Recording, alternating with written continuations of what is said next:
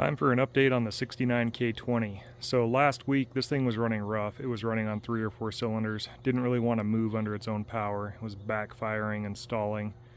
And since I got it running, I haven't done anything to the ignition system. So still had the old plugs, wires, cap, and rotor. So I decided to swap all that stuff out.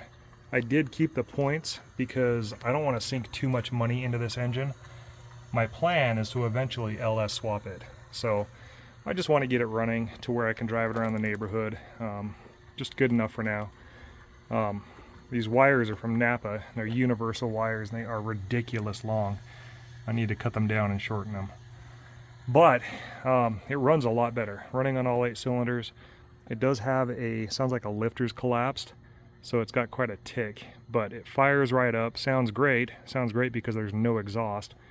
The exhaust is pretty much rusted away. But let's fire it up. You can hear it run and listen to this beast idle away.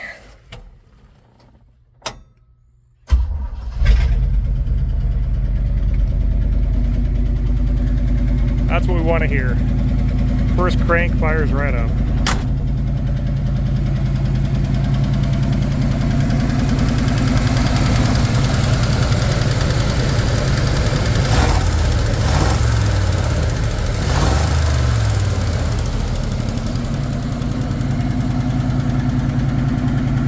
Not bad for a truck that's almost 55 years old.